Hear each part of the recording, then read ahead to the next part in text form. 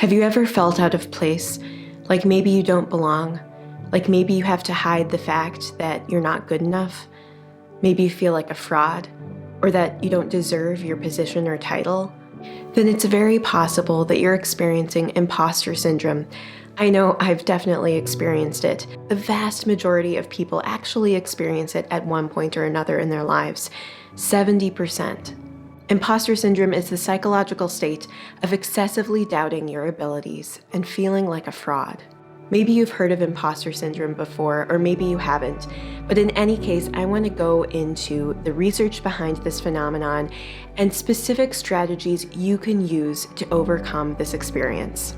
Even if you're not experiencing it now, it may be something you or a loved one experiences in the future, and it's good to be aware of what you can do when that day comes. I wanted to talk about this topic because I think this is an experience that afflicts a lot of us, and I know I've experienced it at numerous times in my life. At work, when I first went to grad school, I really thought, I can't believe I got into this program. I don't deserve to be here. There were lots of different contexts in which I thought I just didn't belong. And I really questioned myself and my abilities. But then I would end up doing fine, and I realized that I didn't have to experience all that self-doubt and self-questioning. I just think it's so easy every day in work, especially when we take on new roles or positions, to question what we're doing and to wonder if we're doing okay. So I decided to dig in and look at a bunch of research and findings on this topic and share it with you guys.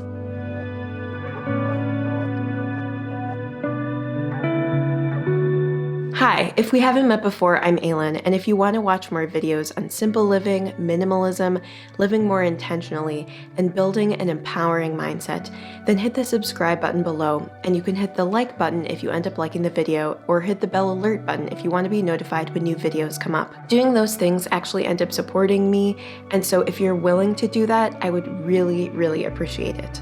So the first point I want to make about imposter syndrome is just what I kind of alluded to before. The fact that the vast majority of people experience it at one point or another means that it's actually a normative experience. In some ways, the term itself, imposter syndrome, over-pathologizes it, makes it seem like some extreme experience that's really problematic. But I first want to reassure you that if you're experiencing a lot of self-doubt or self-questioning, it doesn't mean that something's really wrong with you. It's actually a really normal experience to have, and so you don't have to beat yourself up about experiencing it. The other thing I want to mention is that it's not like imposter syndrome is an official term in the list of mental disorders or something. It's just a psychological state that's been studied, and again, it's very normative. In the process of reading up about imposter syndrome, I read this one study that caught my eye, which was actually studying medical physicians. And what they found was that no matter the level that the physician was at, they still, at times, experienced imposter syndrome. Which first tells me that imposter syndrome isn't necessarily an actually good indicator of how experienced or how prepared you are. The other interesting tidbit I read in that study was that for these physicians, it was often during transition periods that the imposter syndrome was experienced or more pronounced. Which kind of tells me this bigger story of outside of just physicians or something.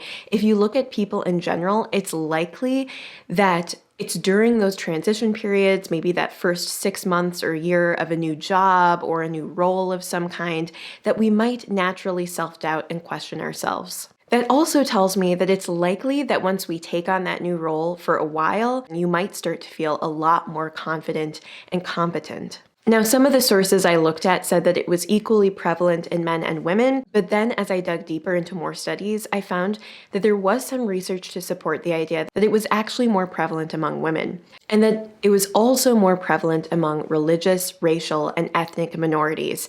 The article that I read about in regards to that kind of talked about how it can actually be really problematic in the workplace, that minorities or marginalized groups might be experiencing more imposter syndrome. It might say something about the culture we live in and the extra pressures or unfairnesses that some of these groups experience. And it can be really problematic if we don't have enough diversity in our companies, in our jobs. So I think that's something important to be aware of. So one other interesting related phenomenon is the Dunning-Kruger effect. That when I heard this, it just kind of crystallized for me. It was like, oh, I get imposter syndrome a little bit more. Basically, there were these researchers that ran a study on students at Cornell undergrads, and they gave them 3 quizzes, one on grammar, one on logical reasoning, and one on humor.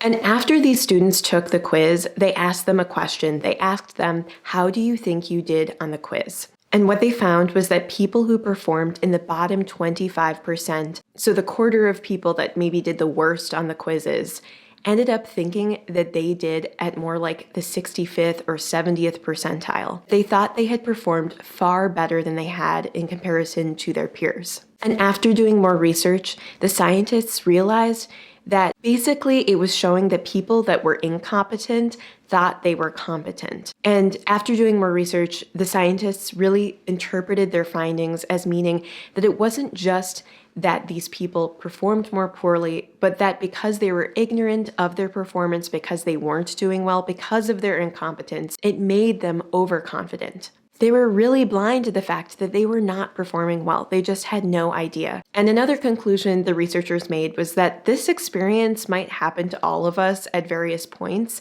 They weren't trying to say that there are certain people that are just worse at everything. Like there might be pockets of incompetence for all of us, but that quite often we're just not going to realize it when we are being incompetent. That everybody, every once in a while, experiences this Dunning-Kruger effect. One other finding in this research that I think is really applicable to imposter syndrome is that they found that people who performed really well on these quizzes actually tended to report that they thought they did worse than what their actual percentile was. So they kind of assumed that other people knew just as much as them or potentially more than them, but it wasn't actually accurate to the situation. And the researchers kind of concluded that the takeaway was that people often who are quite competent don't realize how competent they are and might tend to think that they're actually doing worse than they really are in comparison to their peers. I think really related to this idea is the research that people with imposter syndrome tend to be high achievers.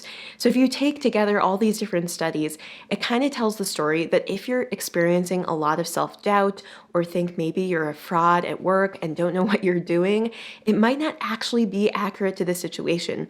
In fact, it might be the exact opposite. Maybe if you're not questioning yourself, you might not be doing as well as you think, and if you are questioning yourself, it might actually be an indicator that you're performing quite well. Now, if you're really experiencing imposter syndrome right now, you might even think, well, that doesn't apply to me. But just keep in mind, this is actual research, actual science supporting this idea. So maybe you don't need to feel as impostery as you might be feeling. It makes sense that people who tend to be a little bit more perfectionistic might not even realize they're being perfectionistic and holding ridiculously high standards for themselves, that if they're not literally perfect all the time, they're failures. People who don't think they're perfectionists always find something wrong with what they're doing might actually kind of be the perfectionists. One other thing I want to mention before I jump into ways to combat imposter syndrome, and stick with me here, is just this idea of the genius. That there are some people among us who are just geniuses and perfect.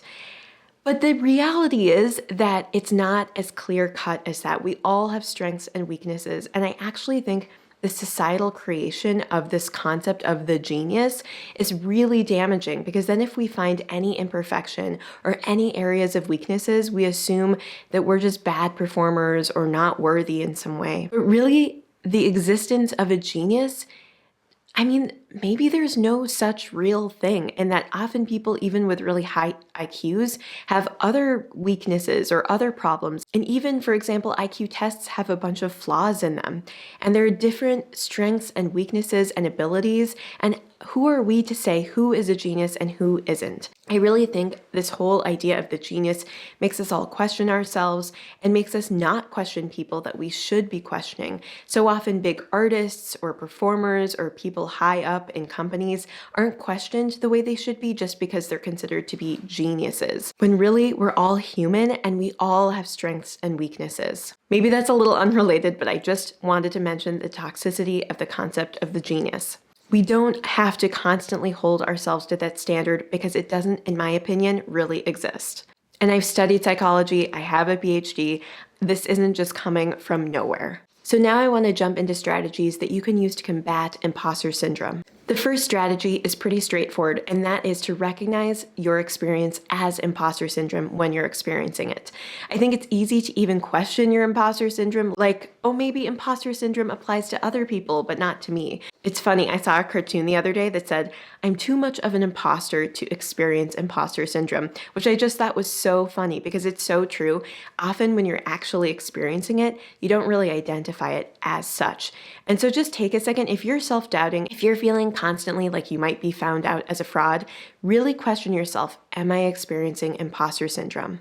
Simply identifying it might lessen the intensity of the experience because you'll realize, oh, it's just a phenomenon I'm experiencing right now. My second piece of advice is to recognize that imposter syndrome is exacerbated during periods of transition or stress, and so that it's likely that it won't last forever and that as you gain more experience in that particular role, it might actually greatly reduce over time. It's also important to reassure yourself that people in all domains of life, in all categories, experience this phenomenon, and that actually imposter syndrome often indicates that you might be quite competent at what you're doing, and there's something very reassuring about that. Reminding yourself that actually if I'm doubting myself, it's likely that I'm actually doing better than I think I am based on actual research. It might make you feel a little bit better. A third piece of advice is to talk about it with someone that you can trust. Maybe it's a partner or a friend or a family member. Maybe it's somebody actually in a similar role or position or a coworker who might understand what you're experiencing and maybe even could be experiencing it themselves. I remember at the beginning of grad school, I was totally overwhelmed, but as soon as I started opening up about it with friends that I met in the program, I realized I wasn't alone. They were all experiencing it too. And it really normalized my experience and made me realize maybe I'm not so much of an imposter, but I'm just questioning myself a bit. And maybe I don't need to be this perfect expert off the bat. And part of living is learning and growing. That brings me to my fourth piece of advice, which is to realize that you don't always have to be perfect and you don't always have to be the expert. It's okay to not know things. It's okay to ask questions. Sometimes I've realized just from being in work environments more and more that when I ask questions, people actually respect me more because it's not like I'm faking what I do know and I'm acknowledging my limitations.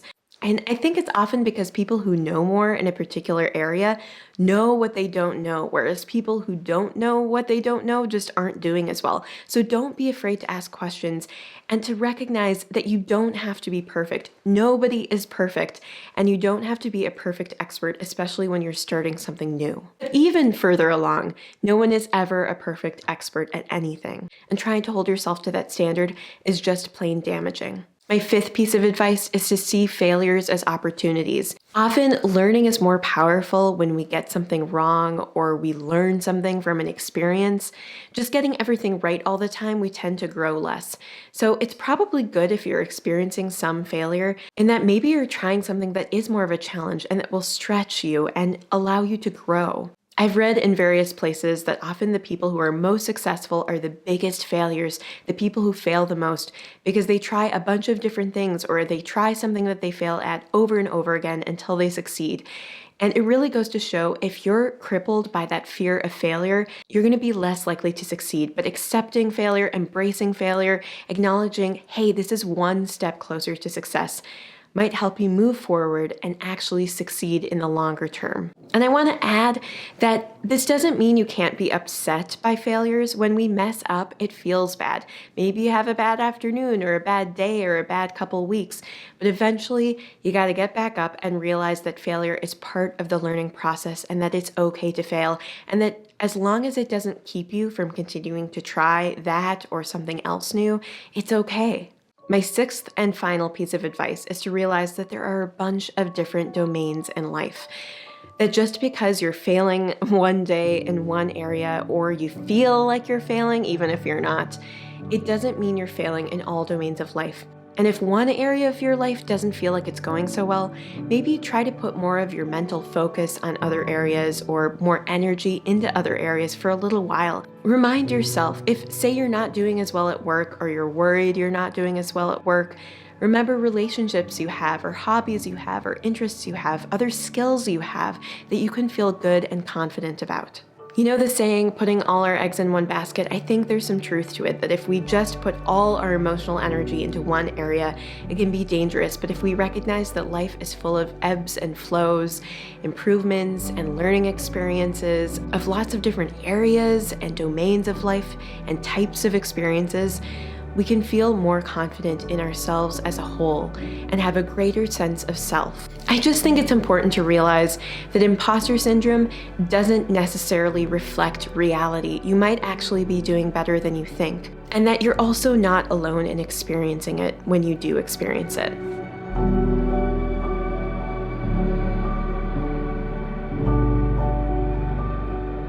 Hopefully, knowing a little bit more about it and knowing specific strategies you can do to try to combat it might help you out now and in the future. If you ended up liking this video, don't forget to subscribe, hit the like button below, and hit the bell alert to be notified when new videos come up.